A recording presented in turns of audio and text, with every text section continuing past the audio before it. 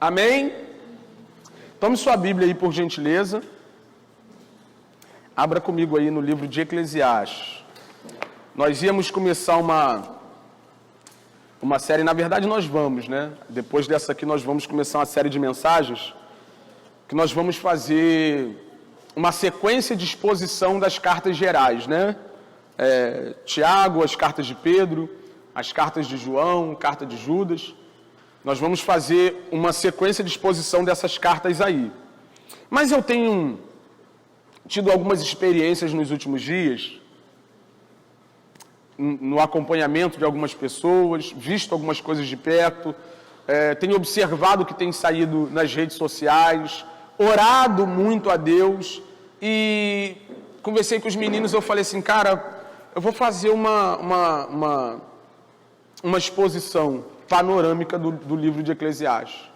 Vai ser panorâmica, vou falar em 3 partes dela, do livro de Eclesiastes, começando hoje com a primeira, vou falar em 3 partes, não vou expor o livro todo, mas vou tirar o que é essencial aqui por causa da mensagem dele, que é o que Lutero falou sobre a Bíblia, né? Se eu não me engano foi Lutero, que é mais atual do que o jornal de amanhã. Foi ele que falou isso? Não é?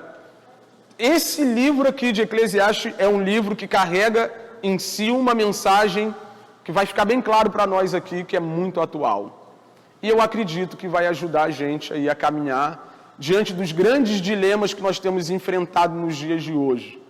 Amém? E por isso que, orando a Deus, eu falei assim, cara, vou passar isso aqui porque pode nos ajudar a caminhar melhor. Amém? Você não precisa ser um grande observador da vida. Mas você já percebeu que o povo está meio perdido? Não sabe para onde está indo, não sabe o que está fazendo aqui. O povo parou de viver, começou a vegetar. Simplesmente dormir para acordar. Você concorda comigo que isso é uma realidade muito forte no nosso meio nos dias de hoje? E eu não estou falando só do povo lá de fora, eu estou falando do crente. O crente não sabe para onde ele está indo, não sabe por que viver. E a mensagem de Eclesiastes fala sobre o sentido que a vida tem.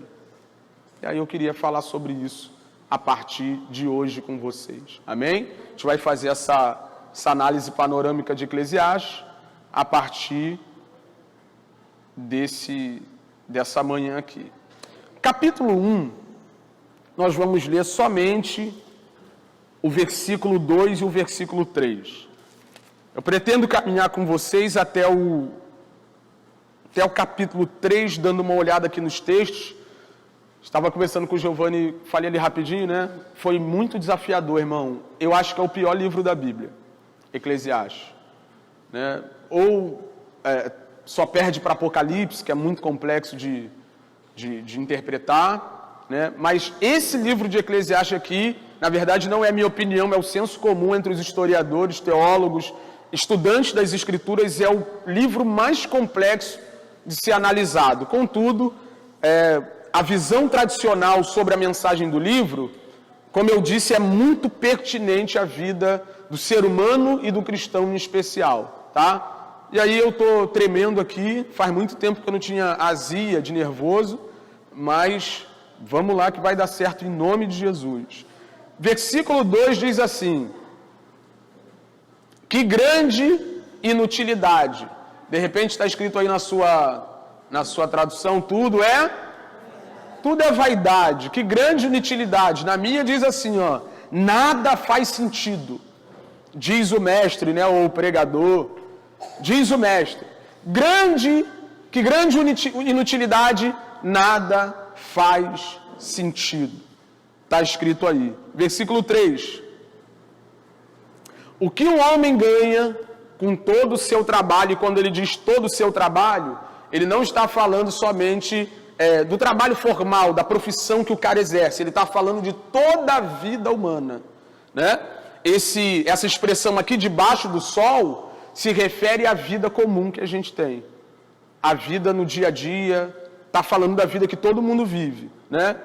O que ganha, ou o que o homem ganha com todo o seu trabalho, em que tanto se esforça debaixo do sol. segundo a análise, em primeiro momento aqui do escritor, tudo é vaidade. E nada faz sentido. Tá bom? Aqui a gente começa a entender o porquê que esse livro e sua mensagem é tão desafiador. É tão complicado para a gente, o povo de Deus em especial, entender o que esse cara está querendo dizer. Se você fizer uma leitura do livro de Eclesiastes, sem levar em consideração o seu contexto, e também outra coisa muito especial, para que a gente entenda um livro da Bíblia, a gente precisa compreender a mensagem da Bíblia toda. Então aí ele começa a ganhar um pouco mais de sentido. Mas se você chegar aqui direto e ler o livro de Eclesiastes só por ler, você vai pensar que é um cético falando.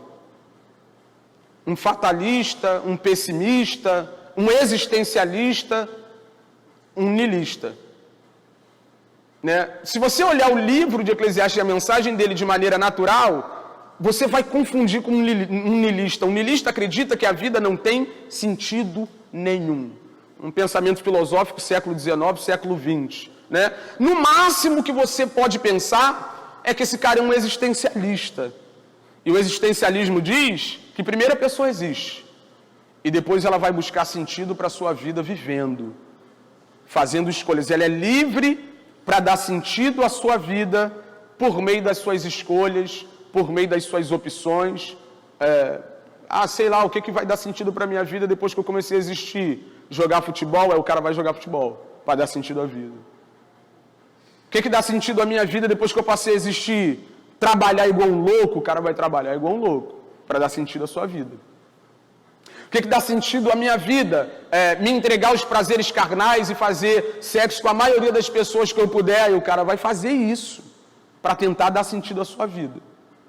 Isso é um existencialista. Existe para depois buscar essência, depois buscar sentido para a vida. Você lê o livro de Eclesiastes, parece que é um cara desse que escreveu. Mas para que a gente entenda logo, eu queria que o Giovanni colocasse ali para a gente a conclusão do livro. Tá bom? Nós vamos olhar o livro, tendo sempre em vista a conclusão dele. Capítulo 12, versículo 13. A gente vai olhar a conclusão para que nessas 3 oportunidades nós tenhamos isso em mente. Ele vai falar sobre essa questão, esse problema, e eu vou falar por que ele vai falar isso já já. Esse problema da gente olhar para a vida e não ver sentido em nada, mas ele conclui da seguinte maneira: agora já se ouviu de tudo, ele está concluindo a obra dele, né? Aqui está a conclusão: tema a Deus e guarde os seus mandamentos, pois isso é o essencial para o homem. Depois de fazer uma análise sobre a vida, depois de ver a vida como ela é a olho nu, sem ter isso em mente, ele chega a essa conclusão aqui, no final do livro. E ele conclui que a única coisa que o homem deve fazer nessa vida, a fim de sua vida tenha sentido, é temer a Deus e guardar os seus mandamentos. Isso é essencial. É para isso que o homem foi criado. É para isso que o homem vive. Ter um relacionamento com Deus. Por meio do temor, por meio da obediência, por meio da reverência. É isso aqui. Ele diz no versículo 14, pode colocar para a gente, Giovanni. Pois Deus trará a julgamento, tudo o que foi feito, inclusive tudo o que está escondido, seja bom, seja mal. Essa aqui é a conclusão que dá sentido para o livro. É o que vai mostrar para a gente que, a partir dessa visão inicial do livro, a partir da mensagem inicial, né, a gente consegue fechar a conta dentro daquilo que a gente crê. Tá bom? E aí me permita já dizer, para eu não esquecer, por que Salomão aborda a vida dessa maneira? Salomão, ele não está olhando como um cristão em primeiro lugar, como um temente a Deus, como alguém que crê em Deus. Ele está olhando a vida na perspectiva de alguém que acha que vai encontrar sentido para a vida nas coisas da vida. Esse aqui é o grande segredo da mensagem do livro. Ele começa a observar tudo como como alguém que vê as coisas como coisas que têm capacidade de dar sentido à vida do homem. E aí ele começa a desenrolar e mostrar que nada nessa vida consegue dar sentido para a vida do ser humano. Nada. Amém? E aí a gente vai por partes aqui. A gente vai por partes. A gente vai começar aqui no capítulo 1, do versículo 4 ao versículo 11. Eu vou ler tudo contigo e fazer algumas breves exposições. Para mostrar que nada nessa vida tem sentido ou pode dar sentido à vida do homem, primeiro ele começa falando sobre o caráter cíclico da natureza. Ele vai observar a natureza, vai parar para olhar a natureza, e ele vai ver que nada muda nunca. A natureza vive um ciclo constante e ininterrupto. E aí ele começa lá, ó. Gerações vêm e gerações vão, mas a terra permanece para sempre. A gente vai até o 11, Giovanni. O sol se levanta, o sol se põe, e depressa volta ao lugar de onde se levanta. O vento sopra para o sul e vira para o norte, onde o vento faz a curva, né? Dá voltas e mais voltas, seguindo sempre o seu curso. Todos os rios vão para o mar, contudo o mar nunca se enche. Quando eu li isso aqui a primeira vez, eu falei, caraca, é mesmo. Né? Eu fiquei pensando, porque realmente todos os rios correm para o mar, e o mar não se enche nunca. Ainda que sempre corram para lá voltam a correr. Todas as coisas trazem canseira. O homem não é capaz de descrevê-las. Os olhos nunca se saciam de ver, nem os ouvidos de ouvir. Segura aqui um pouquinho, Giovanni. O que esse cara está falando? Esse cara está falando que você vai à praia e você vai começar a observar a grandeza do mar, as ondas que vêm, as ondas que vão, as gaivotas que estão voando, você vai observar o vento batendo, levando a areia, e aí você vai na praia no outro dia. E você vai ver a mesma, vai para o morro, no meio do mato, e você vai observar que as árvores balançam, os pássaros cantam, não sei, dependendo da fauna lá, né?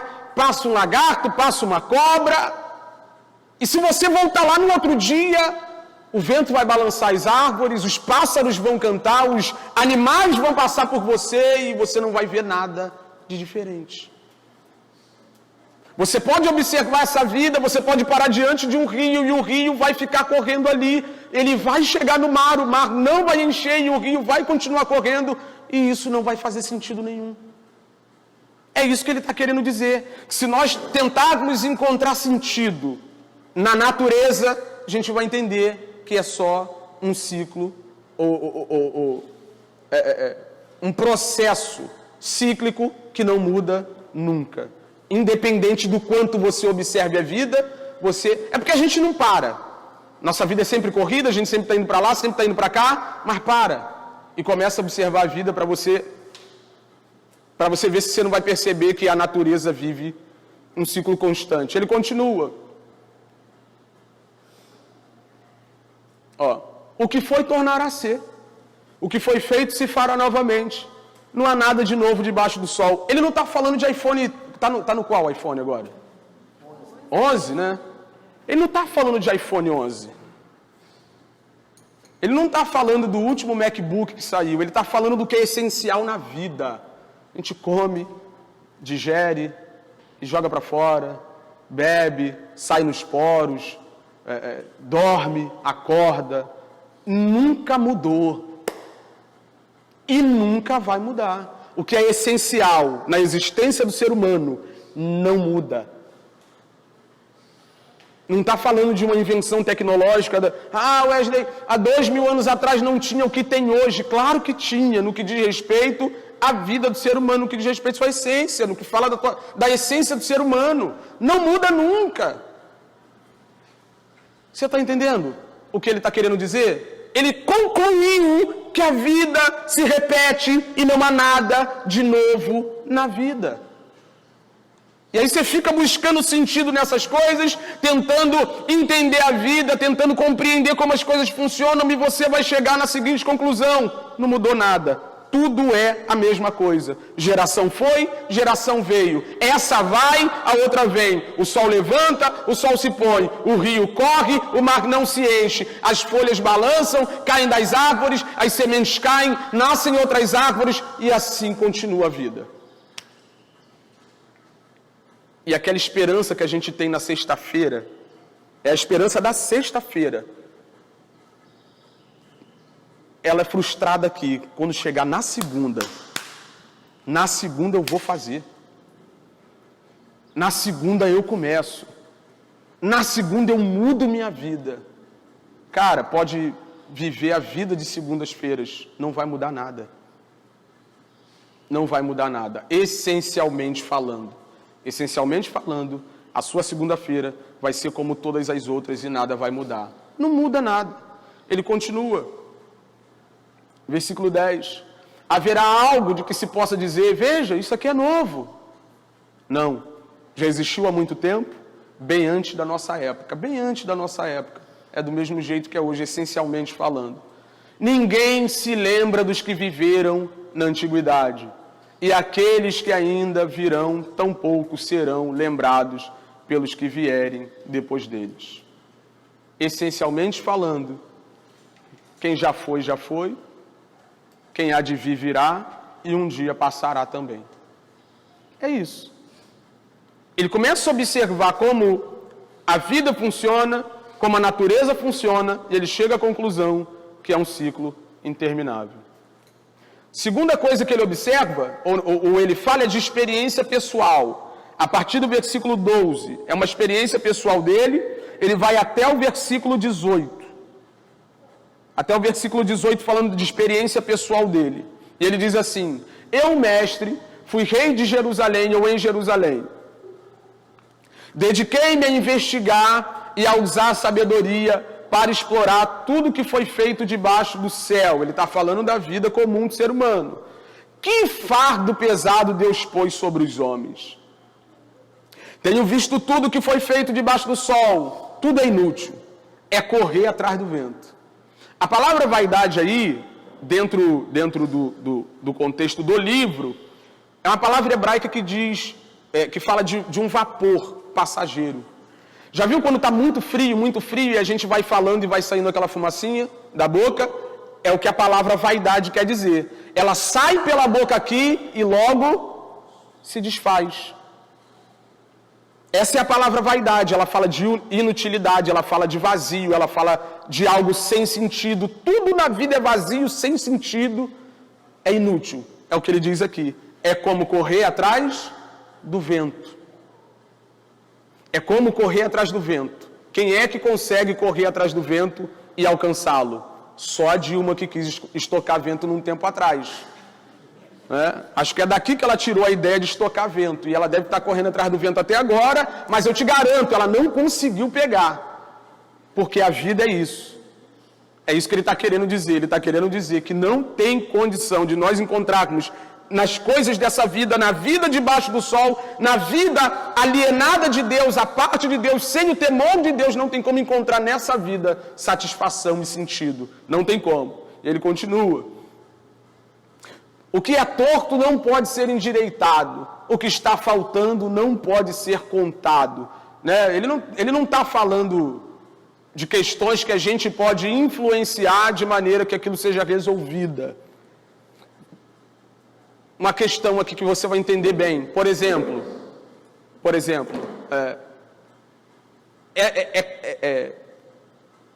todo ser humano é sujeito a ficar doente, sim ou não?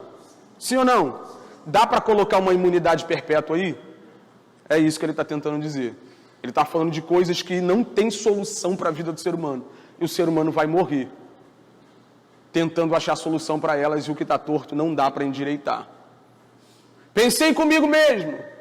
Eu me tornei famoso e ultrapassei em sabedoria todos que governaram Jerusalém antes de mim.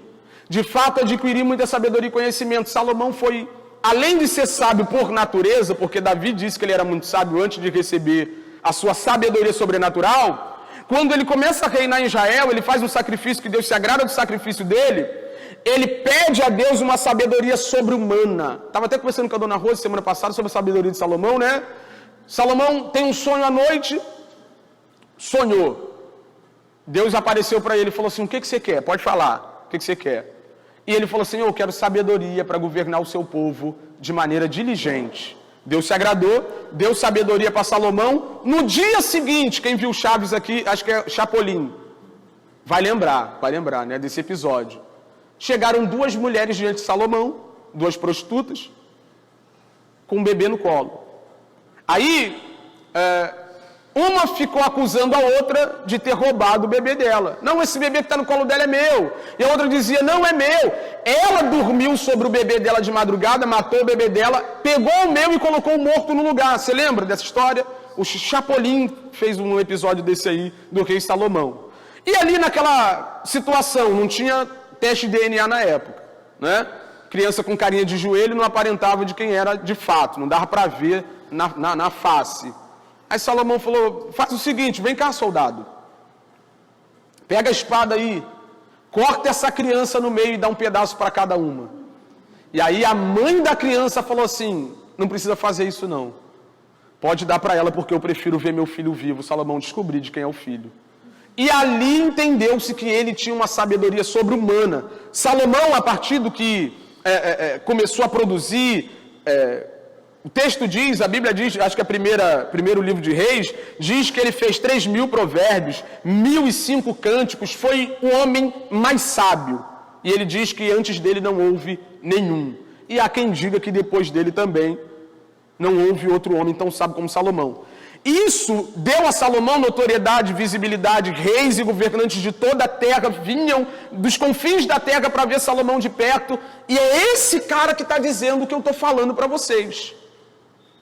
Eu não estou falando do Wesley, pé de chinelo, que não entende nada, eu estou falando de um homem que tinha sabedoria sobrenatural, que buscou e se dedicou a conhecer muita coisa, leu todos os livros possíveis, sabe, se envolveu com todo tipo de cultura possível, era o cara. É ele que está falando isso. É esse homem que está dizendo que a vida, a parte de Deus, alienada de Deus, não tem sentido. Ninguém vai achar satisfação nessa vida, mesmo que observe a natureza e mesmo que procure qualquer outra coisa. Aí ele continua. Até o 18. Assim eu me esforcei para compreender a sabedoria, bem como a loucura e a insensatez, mas aprendi que tudo isso também é como correr atrás do vento. Sabe? A parte de Deus não há conclusão fechada de nada. Você vai buscar, vai esquadrinhar, vai pesquisar e vai tentar e vai aqui, e aí um cientista vai e pesquisa e daqui a pouco outro cientista se sobrepõe a ele, uma tese perde por outra tese vai perdendo e ele vai vendo que aquilo ali não tem fim. Você compreende isso? Ele começou a prestar atenção nos malucos, né? Olhar para a loucura e ele falou, caraca, isso aqui também não faz sentido nenhum. Começou a olhar para a vida do tolo, do insensato e falou, cara, isso aqui também não faz sentido nenhum. Isso não traz sentido nenhum para a vida. E aí ele conclui no 18. Pois quanto maior a sabedoria, maior o sofrimento. E quanto maior o conhecimento, maior o desgosto. Isso aqui parece contraditório com aquilo que ele escreve em Provérbios. Porque em Provérbios ele nos aconselha a fazer o quê? Buscar sabedoria. E por que ele está falando que a sabedoria, ou quanto mais se sabe, mais sofrimento se tem? É a sabedoria a parte de Deus, irmão. É a sabedoria que não leva o Criador em consideração. É a sabedoria que exclui a fonte da sabedoria do processo. E nós lemos aqui, nós vimos um texto aqui que o Giovanni colocou para a gente, enquanto nós estudávamos, que é Romanos 1, versículo 20, versículo 21, se eu não me engano. Põe para a gente. O que Romanos 1, a partir do versículo 18, está falando? Ele está argumentando contra os homens que se acham desculpáveis diante de Deus, e ele fala que esse povo não tem desculpa. Não tem. Porque Deus pode ser visto e reconhecido em toda a criação. Mas ao invés de reconhecer o Deus Criador, o Criador de todas as coisas, por meio das suas obras, esses homens preferiram negar Deus. Negar a existência de Deus. Ele está falando do pessoal da filosofia da época. A filosofia grega, os filósofos gregos, os pesquisadores da época, os cientistas da época, eles preferiam negar a existência do soberano. Né? E aí ele diz lá, Pois desde a criação do mundo, os atributos invisíveis de Deus, seu eterno poder, sua natureza divina têm sido vistos claramente, sendo compreendidos por meio das coisas criadas, de forma que tais homens são indesculpáveis. Ele está dizendo, não tem desenrolo. Todo homem é indesculpável diante de Deus, porque a criação anuncia o Criador, ela mostra que existe alguém por trás dela, né? Aí ele vai para o 21. Não, vai no 21. Ao 21. Porque tendo conhecimento de Deus por meio de quê? Por meio da criação. Não glorificaram como Deus, nem lhe renderam graças, mas os seus pensamentos tornaram-se fúteis e os seus corações insensatos se obscureceram. 22. Dizendo-se sábios, tornaram-se... É isso que Salomão está dizendo aqui. Quanto mais sabedoria, aquela que exclui Deus, aquela que não leva Deus em consideração, aquela que não teme a Deus, quanto mais sábio o cara fica, o negócio piora. Porque ele vai cavando um buraco sem fim. Ele vai esquadrinhando e tentando achar sentido para as coisas e mais doido ele fica. O que Salomão está querendo dizer? Que se você não sabe de alguma coisa... não procurei saber. É só você dizer, eu não sei, alguém deve saber, mas eu não sei. Isso aí deve funcionar de algum jeito que eu não sei explicar. Mas quando você procura explicação para alguma coisa e não acha, aí bate a frustração. Sabe? E aí você vai caçando, buscando, se tornando mais sábio, aprende uma coisa aqui que não explica, aprende outra ali que não explica, avança no entendimento de alguma coisa ali que parece explicar e depois você vai ver que não vai trazer sentido nenhum para você, e a única coisa que você vai acumulando é desgosto, frustração, chateação, porque não chegou onde achou que chegaria por meio do conhecimento. É o que ele diz aqui no versículo 18. Agora, saindo do capítulo 1 e indo para o capítulo 2, nós vamos falar sobre a inutilidade dos prazeres e realizações dessa vida. Eu acho que tem mais a ver com o nosso contexto contemporâneo. Eu acho que fala um pouco mais sobre a realidade que nós temos vivido hoje. Pensei comigo mesmo, vou experimentar alegria, descubra as coisas boas da vida. Mas isso também se revelou inútil. Concluí que o rir é loucura e a alegria de nada vale. Irmão, não perca esse ponto aqui. Ele está falando de alguém que acha que essas coisas vão dar sentido para a vida. Ele está falando na perspectiva de alguém que pensa que rir vai dar sentido para a vida. E ele entende que rir é loucura. Ele está falando da perspectiva de alguém que acha que a alegria vai dar sentido para a vida. E ele está concluindo que a alegria não vale de nada. É alguém que pensa que vai achar sentido nessas coisas. Ele continua. Decidi me entregar ao vinho e à extravagância, mantendo, porém, mente orientada pela sabedoria. Eu queria saber o que valesse a pena debaixo do céu, nos poucos dias da minha vida. Ou seja, eu me entreguei à bebedeira, fui viver a vida de maneira extravagante. É isso que eu fui fazer, né? Ele foi tentar entender o que vale a pena e o que não vale. Lancei-me a grandes projetos. Olha que coisa linda, irmão. Construí casas e plantei vinhas para mim.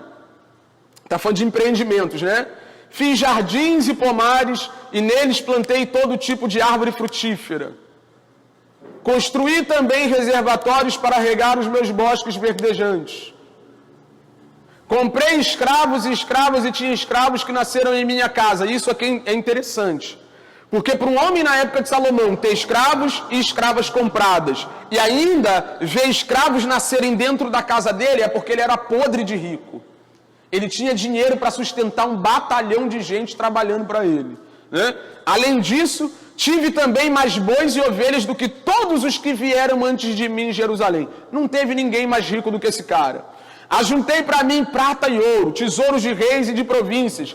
Servi-me de cantores e cantoras. Isso aqui é legal demais dentro da cultura. Hoje você quer ouvir uma música, o que você faz? Bota no Spotify, não é? Bota no YouTube, bota no Deezer. Sei lá, bota na rádio. naquela época, irmão, para você ter um cantor e uma cantora, você tinha que tirar lá de onde a pessoa era, porque não era em qualquer lugar que tinha, e manter aquela pessoa só para ela cantar para você. Salomão pensava assim, onde é que Beyoncé mora? Ah, lá no extremo, sei lá, traz ela lá. Irmão, só você pensar aí agora, nesse momento, na maior estrela da música nesse momento, não fala que é a Anitta, por favor. Não fala isso. Depois da Anitta, eu pensei que até eu poderia ser cantor e fazer sucesso. Não fala que é ela. Mas sei lá, pensa aí no maior cantor da atualidade. Salomão falava assim, pode trazer lá que eu quero que ela faça um show aqui na minha sala. Eu quero que esse cantor famoso venha aqui para minha sala e faça um show aqui para mim. Ele fez isso naquela época. E também de um harém. Você sabe quantas mulheres Salomão tinha? Hã? Tinha 1000, irmão. Está repreendido. Hein? Dar conta de uma é uma luta. 1000 mulheres. 1000 mulheres. E ele ainda diz que é a delícia dos homens. As delícias do homem, né? Pelegento. Tornei-me mais famoso e poderoso do que todos que viveram em Jerusalém antes de mim, conservando comigo a sobriedade. Isso aqui também é lindo, porque o pai dele, que veio antes dele, Davi, foi um cara extremamente famoso e poderoso. Ele está dizendo que ele foi mais famoso e mais poderoso do que o maior rei que reinou sobre Israel. Fama e poder não faltaram para Salomão. O bicho era famoso. Como eu disse, todos os reis e príncipes e governantes de todos os lugares do mundo vinham para saber como é que funcionava o negócio. Cara, como é que tu gerencia as coisas aqui? Como é que funciona? A Bíblia diz que a rainha de Sabá veio a Salomão. Salomão começou a andar com ela pelo reino todo, mostrar os empreendimentos, mostrar a grandeza, mostrou o palácio, mostrou o tesouro, mostrou tudo. Ela ficou embabacada, mas quando sentou com ele, começou a ouvir a sabedoria dela. A Bíblia diz que ela ficou pasma. E ela trouxe anotadinho no caderninho para ver se pegava o Salomão um monte de enigma. Ela ia falando o enigma e Salomão ia respondendo de maneira extraordinária. E ela, uau! É desse tipo de cara que a gente está falando. Não estou falando de um pé de chinelo, irmão. Eu estou falando de um cara que tinha tudo, fez tudo! Tinha todo o dinheiro do mundo, ele tinha toda a fama do mundo, ele era poderoso, ele tinha influência, todo mundo vinha atrás dele. Eu estou falando do bambambam da época. Não, meu Deus, não me neguei nada do que os meus olhos desejaram. Você sabe o que é olhar e tomar posse? Um dia eu estava andando dentro do Barra Shopping, irmão. Aí estava eu, Ravine, Júnior e Vanus. Pergunta ele só. Eu fiquei olhando assim as lojas, né? Falei, cara, qual deve ser a sensação de ter um cartão e só passar?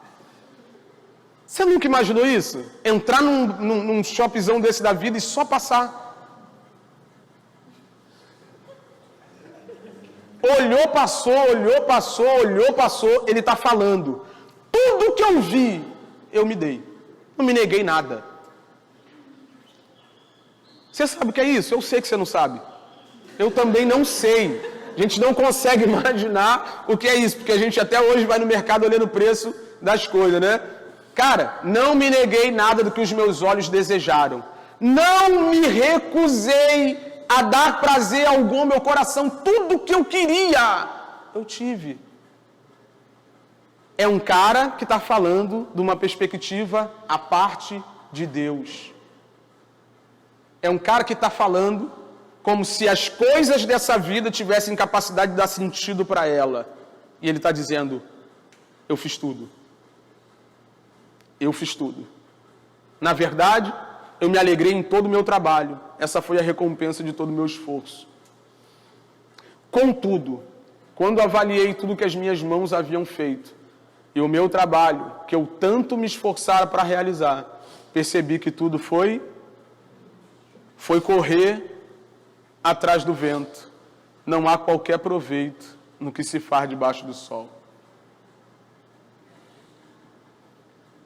Sabe, parece que eu vejo Salomão, bota a Beyoncé para cantar aí Beyoncé canta.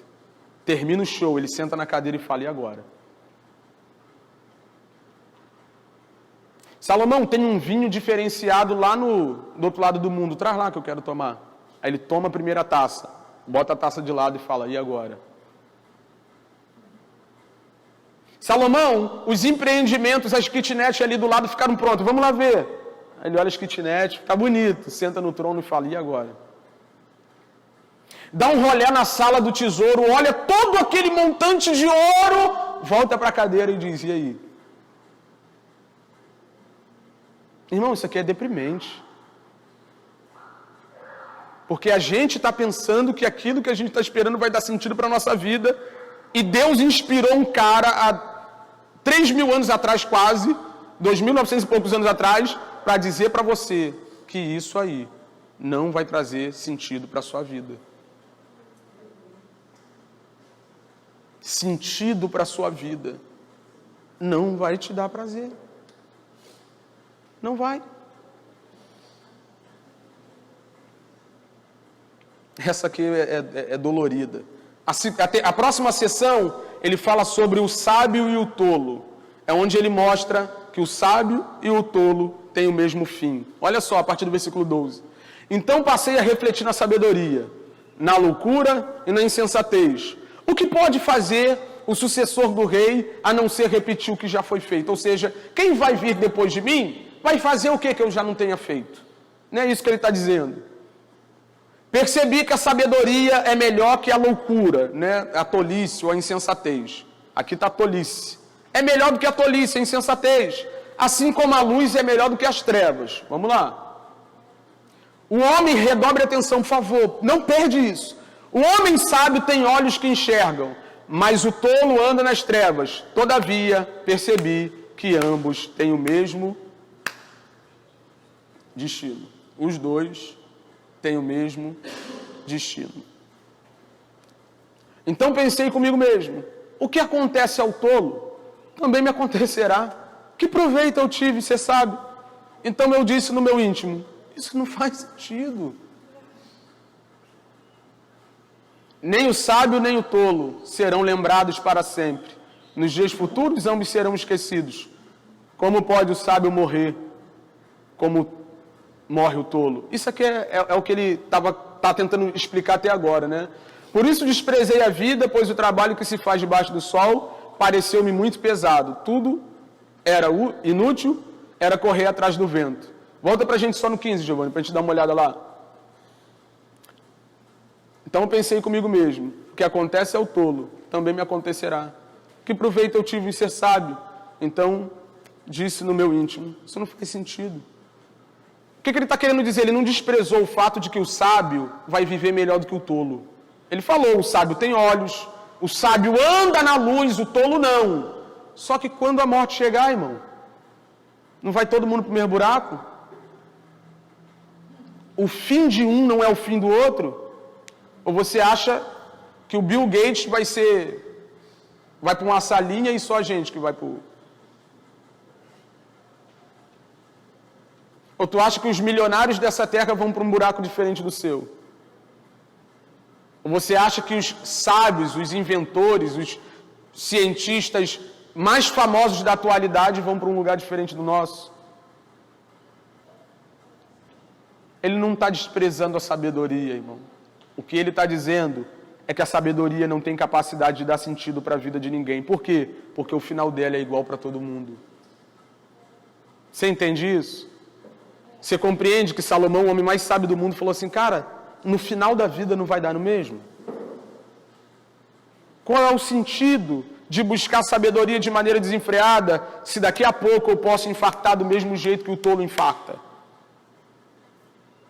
Lembrando, é a perspectiva de quem busca sentido nessas coisas.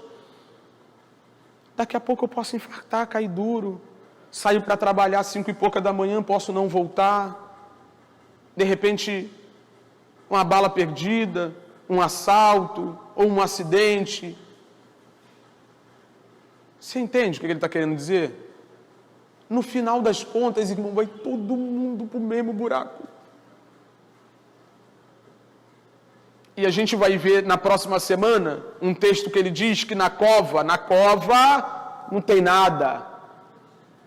Ama agora, beija agora, abraça agora, faz agora, compra agora, me leva para lanchar agora, porque na cova Não tem nada para ninguém. Não tem nada. Pois ele passa a falar da inutilidade do trabalho. Versículo 18, Giovanni, por gentileza. Calma que está deprimente, mas vai melhorar. Versículo 18. Inutilidade do trabalho. Desprezei todas as coisas pelas quais eu tanto me esforçara debaixo do sol, pois terei que deixá-las para aquele que me suceder. Irmão, o herdeiro vai ficar com tudo aquilo que o pai construiu, sem mover uma palha. É o que ele está querendo dizer aqui. Tudo que eu construí na vida vai ficar para alguém. Ele está dizendo. E quem pode dizer isso aqui? Acho que deve ser atormentador para um cara que é rico e vai deixar para os outros. Ó. Quem pode dizer que ele será sábio ou tolo?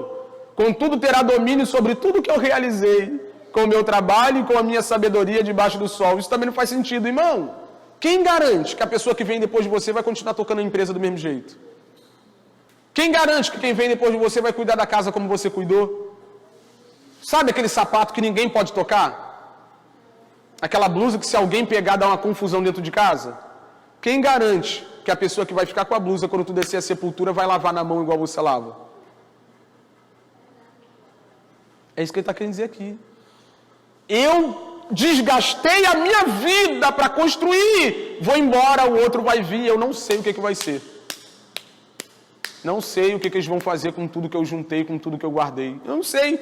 E não sei se Salomão estava sendo profeta, né? Não sei. Mas os filhos dele destruíram o reino. O reino de Israel era unificado, eram só. Os filhos de Salomão dividiram o reino. Um foi para o lado com 10 tribos, o outro foi para o outro com 2 tribos. Eles acabaram com o reino, destruíram o reino de Israel. Não sei se ele era profeta, mas isso aqui faz todo sentido depois que a gente conhece a história. Os herdeiros de Salomão acabaram com tudo que ele construiu. E continua.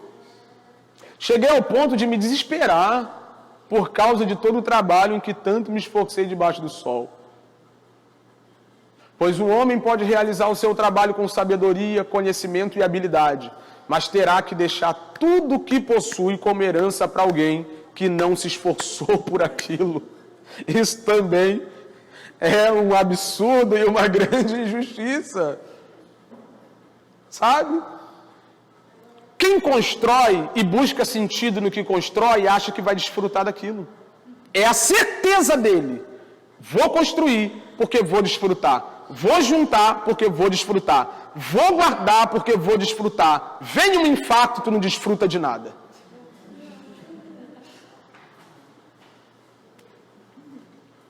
Ainda que você viva 1000 anos, quando chegar no ano 1000, tu vai deixar para trás, cara.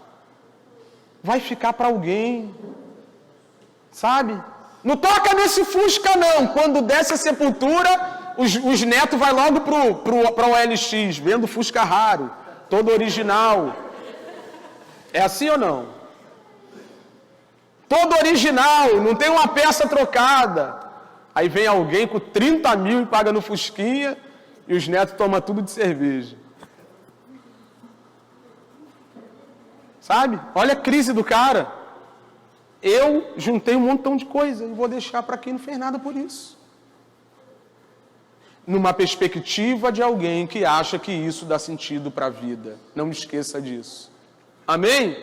Que proveito tem o homem de todo o esforço e de toda a ansiedade com que trabalha debaixo do sol? No 24 vai começar a melhorar. Durante toda a sua vida, seu trabalho não passa de dor e tristeza. Mesmo à noite, a sua mente não descansa. Irmão, não sei você, mas depois de passar um dia inteiro ralando, correndo atrás, buscando, chega à noite, na hora de descansar, não descansa. Por quê? Porque de manhã tem que acordar para fazer a mesma coisa. Você não descansa, você só fecha os olhos para quê? Para que, como um robô, como uma máquina, continue fazendo aquilo que fez no dia anterior. Para construir e deixar para alguém. Mas a partir do versículo 24, a coisa começa a melhorar. Ele já começa a concluir aqui o que ele conclui no final do capítulo. Isso aqui é um spoiler do final do livro, né? Aí ele diz lá, ó: Para o homem não existe nada melhor do que comer, beber, encontrar prazer no teu trabalho. Olha isso aqui. Parece que ele está contradizendo tudo o que ele falou até agora. Sim ou não? Sim ou não? Ele falou que trabalhar não serve de nada, comer não serve de nada, beber não serve de nada, tudo é inútil, tudo é vaidade, tudo não dá sentido para a vida, e agora ele está dizendo, não existe nada melhor do que comer, beber, encontrar prazer no seu trabalho. Mas por que ele está fazendo isso? Por causa do complemento. E vi que isso também vem da mão de quem, irmão? Aí começa a mudar o negócio. O problema é trabalhar? Sim ou não? O problema é construir? O problema é juntar alguma coisa? O problema é comer, beber, dar prazer para a alma, ir no shopping, comprar um sapatinho novo. O problema é levar a varoa para dar um rolê fora do Brasil? Esse é o problema?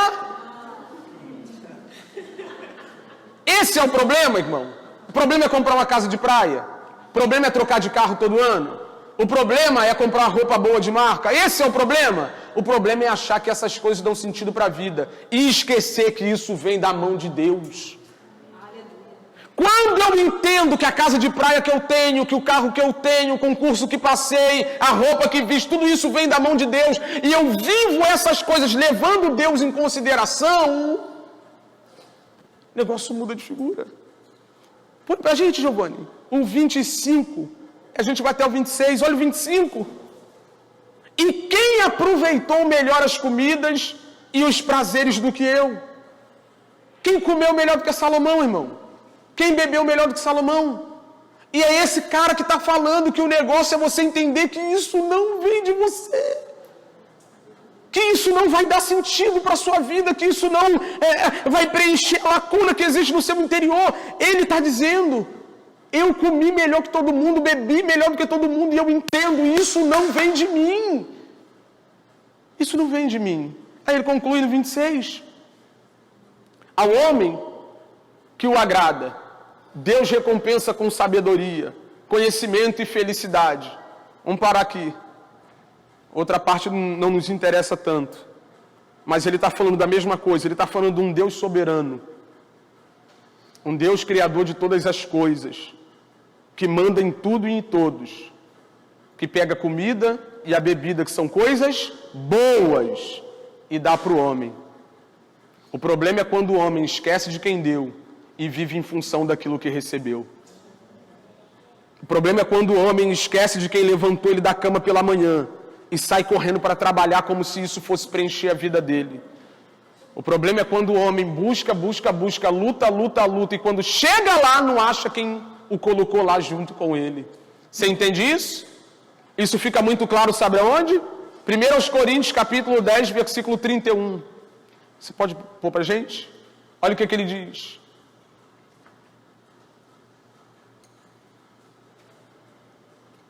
Assim, quer vocês comam, bebam, ou comprem em casa, ou vão para a praia, ou... Não importa o que vocês fizerem. Façam tudo.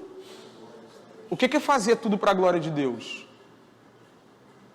Além de fazer de maneira que Ele seja agradado com isso, fazer sabendo que tudo isso vem da mão dEle.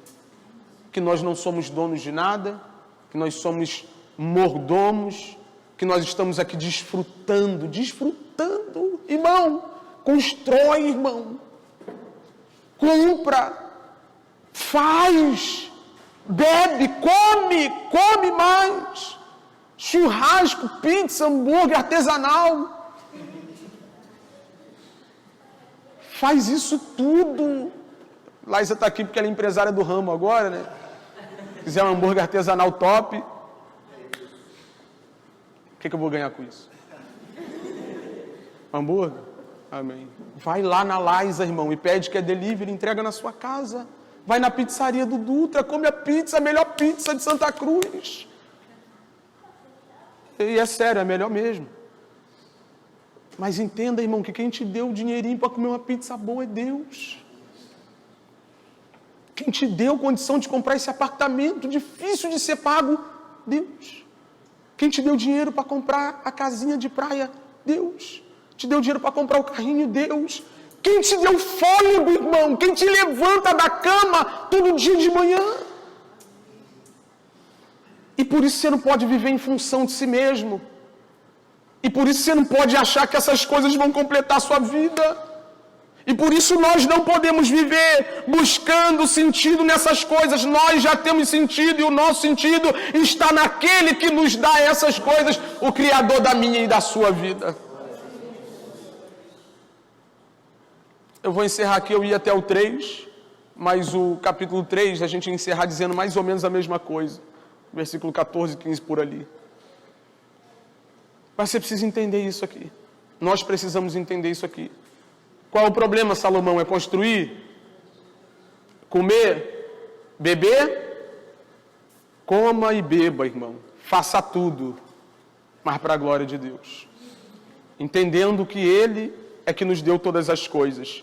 E o grande problema, irmão, que eu tenho visto nos dias de hoje, é que tem gente que tem usado Deus só como o meio pelo qual eles vão chegar àquilo que eles acham que vai dar sentido à vida deles. Jesus não é mais suficiente. Sabe?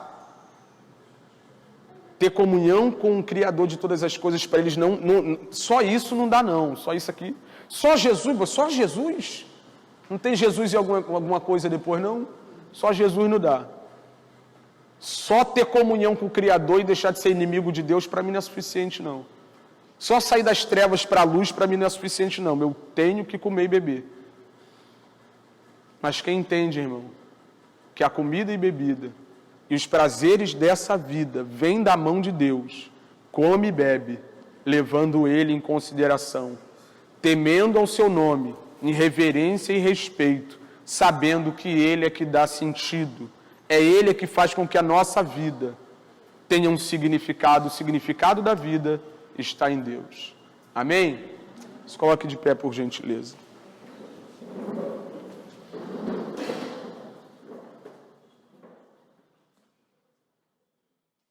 Quero fazer uma